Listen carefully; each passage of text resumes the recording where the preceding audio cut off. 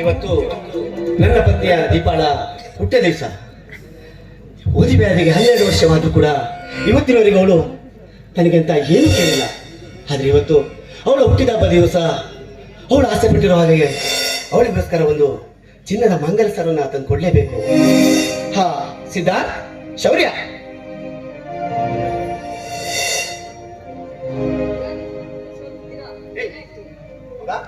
ಇವತ್ತು ನಮ್ಮನ ಹುಟ್ಟಿದ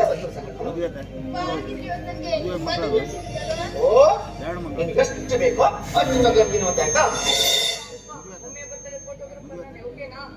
ಓಕೆ ನೋಡು, ಮಮ್ಮಿ ಬರ್ತಡೆಗೆ ಬಗ್ಗೆ ಆದ ಫೋಟೋ ಆಯ್ತಾ? ಹೌದಲ್ವಾ? ಒಂದು ನಿಮಿಷ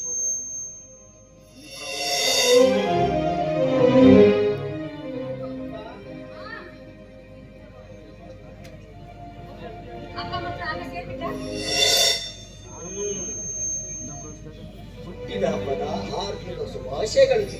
ಹುಟ್ಟಿದ ಹಬ್ಬ ಅಂತೀರಿ, ರೆಡಿ ಆಗ ಟೈಮ್ ಕೊಡಲ್ಲಲ್ರಿ ನೀವು.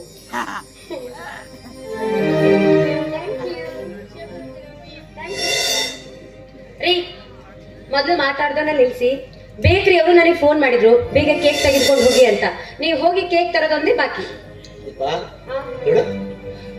ಇವತ್ತಿಗೆ ಮದುವೆಯಾಗಿ 12 ವರ್ಷ ಆಯ್ತು. ಮದುವೆಯಾದ 12 ವರ್ಷದಲ್ಲಿ ನಾವು ಕಳೆದ ಸುಂದರ ಕ್ಷಣಗಳೇ ನಮ್ಮ ಮುದ್ದಾದ ಮಕ್ಕಳು. ಈ ಮನೆಯಲ್ಲಿ ಮನೆ ಬೆಳಗೋಕೆ ಅಂತ ಈ ನನ್ನ ಮುದ್ದಾದ ಮಕ್ಕಳು, ಹಾಗೆ ಈ ಮನೆಗೆ ದೀಪ ಹಚ್ಚಬೇಕು ಅಂತ ಈ ನನ್ನ ಮುದ್ದಾದ ಹೆಂಡತಿ. ಅಷ್ಟಿರ್ಬೇಕಾದ್ರೆ ನನಗೆ ಇನ್ನೇನ್ ಬೇಕು ಹೇಳ್ತೀನ? ಹೌದಲ್ಲ, ಹೀಗೆ ಮಾತಾಡ್ತಾ ನಿಂತಿರ್ತಿರೋ ಅಥವಾ ಬೇಕ್ರಿ ಹೋಗಿ ಕೇಕ್ ತೆಗೆದುಕೊಂಡು ಬರ್ತಿರೋ? ಹೌದಲ್ವಾ? ಹೌದಲ್ಲ. ನೋಡಿ, ನಾನು ಆದಷ್ಟೇ ಬೇಗ ಹೋಗಿ ಕೇಕ್ ತೆಗೆದುಕೊಂಡು ಬರ್ತೀನಿ.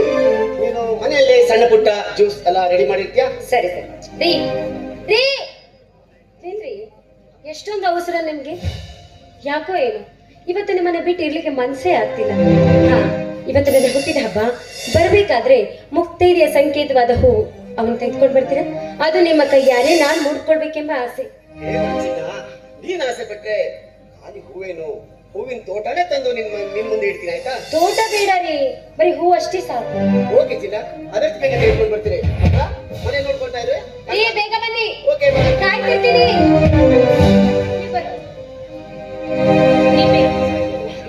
ನಿಮ್ಮಿಬ್ರಿಗೂ ಒಂದೊಂದು ಕೆಲಸ ಕೊಡ್ತೀನಿ ನೋಡು. ನಿಮ್ಮ ಅಪ್ಪ ಕೇಕ್ ತಗೊಂಡ್ರು ಹೊರಗಡೆ ಹೋಗಿದ್ದಾರೆ, ನೀನು ಹೊರಗಡೆ ಹೋಗಿ ಆಟ ಆಡ್ತೀರಿ.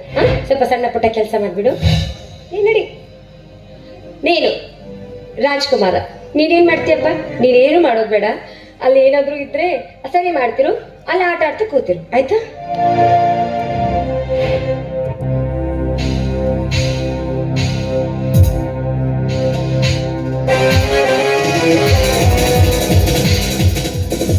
ಹಲೋ ಮೈ ಓಲ್ಡ್ ಲವರ್, ಎಷ್ಟೊಂದು ಸುಂದರ ಬದುಕು ಸಾಗಿಸ್ತಾ ಇದೀಯ ನಿನ್ನ ಮುದ್ದಾದ ಮಕ್ಕಳ ಜೊತೆ. ಈ ನಿನ್ನ ಮುದ್ದಾದ ಮಕ್ಕಳು ನಿನ್ನ ಪತಿದೇವ ಆಪತ್ ಬಾಂಧವನಿಸಿಕೊಂಡ ದಿಗಂತನದೋ ಅಥವಾ ನನ್ನಂತೆ ನಿನ್ ಜೊತೆ ಸುಖಗೊಂಡ ಪುರುಷೋತ್ತಮರದೋ? ನಾಲಿಗೆ ಬಿ ಹಿಡ್ಕೊಂಡು ಮಾತಾಡೋ ನಾಯಿ. ನೀನು ಒಬ್ಬ ಅಪ್ಪನಿಗೆ ಹುಟ್ಟಿಲ್ಲ ಅಂತ ಕಾಣುತ್ತೆ, ಅದಕ್ಕಾಗಿ ಬಾಯಿಗೆ ಬಂದ ಹಾಗೆ ಮಾತಾಡ್ತಿದೀಯ. ನೀನು ಒಬ್ಬ ಅಪ್ಪನಿಗೆ ಹುಟ್ಟಿದ್ರೆ ಈ ರೀತಿ ಮಾತಾಡ್ತಿರ್ಲಿಲ್ವೋ? ಈ ನಿನ್ನ ರೋಷ ಆಕ್ರೋಶ ಕೇವಲ ಕ್ಷಣ ಮಾತ್ರ. ನಾನು ಬಚಾವ, ನನ್ನ ಪ್ರೀತಿಯ ನೀನು ಸೇಡಾದ್ರೆ ನಿನ್ನ ಗಂಡ ನಾನು ಮಾಡಿದ ಕೊಲೆಗೆ ಪ್ರಸಕ್ತ ಸಾಕ್ಷಿ. ನಾನು ಬದುಕಬೇಕಾದ್ರೆ ನೀನು ಸಾಯಲೇಬೇಕು. ಆ ಕೊಲೆ ನಿನ್ನ ಗಂಡನ ಮೇಲೆ ಹೋಗಿ ಅವನು ಜೈಲು ಪಾಲಾಗಲೇಬೇಕು. ಹೇಗಿದೆ ನನ್ನ ಪ್ಲಾನ್? ನಿನ್ನ ಸ್ವಾರ್ಥಕ್ಕೋಸ್ಕರ ನನ್ನ ಸುಂದರವಾದ ಬದುಕನ್ನ ಹಾಳು ಮಾಡಬೇಡ. ದಯವಿಟ್ಟು ಬಿಟ್ಟು ಇಲ್ಲಿಂದ ಹೊರಟು ಹೋಗೋಕೆ ನಾನು ಬಂದಿಲ್ಲ ಕಡೆ. ನಿನ್ನನ್ನು ಸಾಯಿಸಿದ್ರೆ ಅದರಿಂದ ಆಗೋ ಲಾಭದ ಲೆಕ್ಕಾಚಾರ ಹಾಕಿ ಬಂದಿದ್ದೇನೆ. ನೋಡು, ನಾನು ಬದುಕಬೇಕಂದ್ರೆ ನೀನ್ ಸಾಯಲೇಬೇಕು.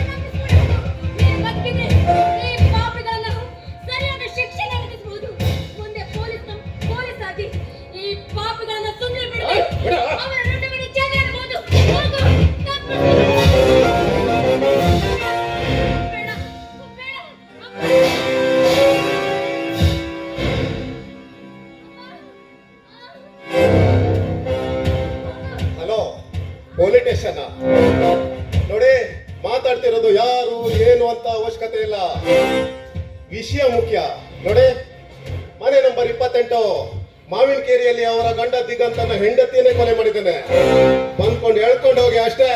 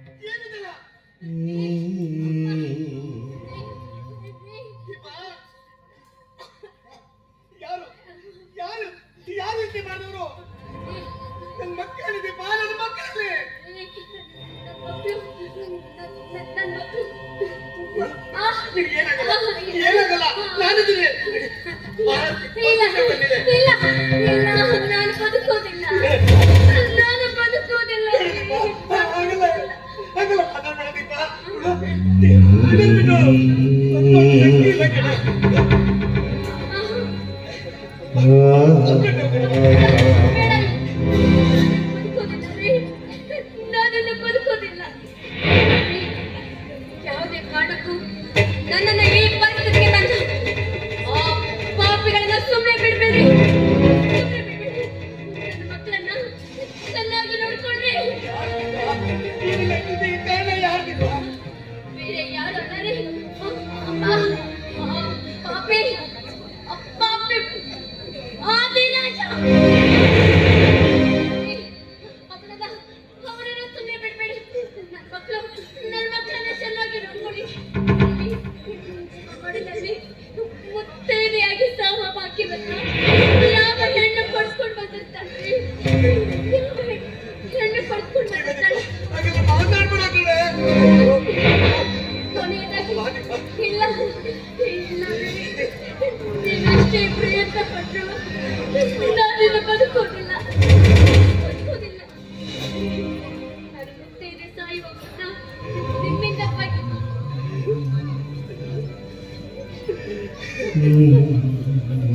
ನನ್ನ ಮಕ್ಕಳು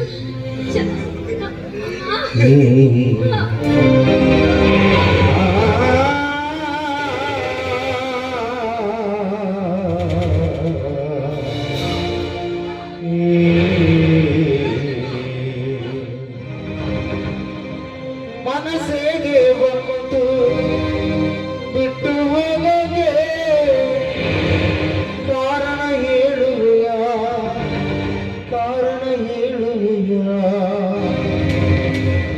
ಒಬ್ಬನ್ನೇ ಬಿಟ್ಟು ಒಬ್ಬಳೆ ಹೋಗೋಗೆ ಒಪ್ಪಿಗೆ ಕೇಳಿದೆಯ ಪಾಪಿ ನಾನು ಪುಣ್ಯ ನೀನು ದೇವರ ಗುಡಿಯ ದೀಪವು ನೀನು. ದೀಪಾನೆ ಆರಿ ಹೋದರೆ ಏನು ಮಾಡಬೇಕು? ಜೀವ ಕೇಳ್ತೈತಿ ಜೊತೆ ಯಾರು ಅಂತೈತಿ. ಮನಸ್ಸಿಗೆ ಬಂತು ಬಿಟ್ಟು ಹೋಗೋಕೆ ಕಾರಣ ಹೇಳುವೆಯ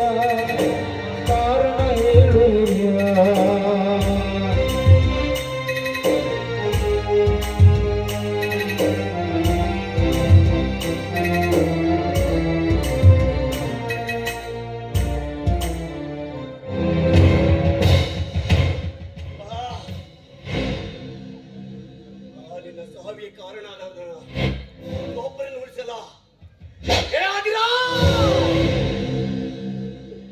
ಬಂಗಾರದಂತ ಇರೋ ನನ್ನ ಸಂಸಾರವನ್ನೇ ಸರ್ವನಾಶ ಮಾಡಿದ ನಿನ್ನನ್ನು ನಾನು ಸುಮ್ಮನೆ ಬಿಡಲ್ಲ.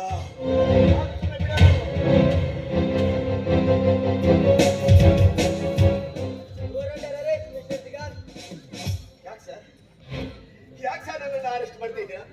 ಅಂದ್ರೆ ನೀವು ನಿಮ್ಮ ಹೆಂಡತಿನ ಕೊಲೆ ಮಾಡಿದ್ದೀರಾ?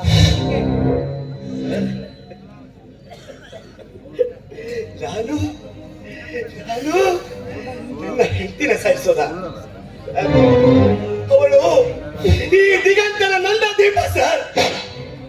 ಖಂಡಿತವಾಗಿ ನಾನು ಅವಳನ್ನು ಸಾಯಿಸಿಲ್ಲ ಸರ್, ಖಂಡಿತವಾಗಿ ನಾನು ಅವಳನ್ನು ಸಾಯಿಸಿಲ್ಲ. ನೀವು ಮಾಡಿಲ್ವಾ? ನೀವೇ ಕೊಲೆ ಮಾಡಿದ್ರೆ ಅನ್ನೋದಕ್ಕೆ ನಿಮ್ಮ ಕೈಯಲ್ಲಿರುವ ಆ ಹರಿತವಾದ ಚಾಕುವೆ ಸಾಕ್ಷಿಯಾಗಿರುವಾಗ ಸುಳ್ಳಾಕೆ ಬೊಗಳ್ತೀಯ? ನೋಡು, ಅದೇನು ಹೇಳುತ್ತೆ ಕೋರ್ಟ್ನಲ್ಲಿ ಹೇಳುತ್ತೆ. ಇಲ್ಲಿ ಬೇಡಿ ಹಾಕೋಣ ಕೈಗಳಿಗೆ. ಬಾಳಿನ ದಾರಿಯೇರು ಎಲ್ಲಿ ಸಾಗಬೇಕು ನಮ್ಮ ತೇರು, ಬಯಸಿದ್ದೆಲ್ಲ ಎಂದು ನಮ್ಮ ಕೈಗೆ ಸಿಕ್ಕದು.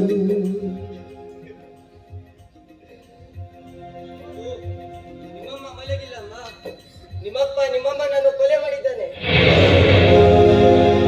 ನಿಮ್ಮಪ್ಪ ಕೊಲೆಗಾರ. ಇಲ್ಲ ಕಣೋ, ಇಲ್ಲ ಕಣೋ, ನಾನು ನಿನ್ನಮ್ಮನನ್ನ ಸಾಯಿಸಿಲ್ಲ ಕಣೋ. ನಾನು ನಮ್ಮ ಮಗನೇ. ಈ ನಿನ್ನಪ್ಪ ನಿನ್ನ ತಾಯಿಯನ್ನ ಸಾಯಿಸ್ತಾನೇನೋ? ನನ್ನ ನಮ್ಮ ಮಗ, ನನ್ನ ನಿನ್ನಪ್ಪ.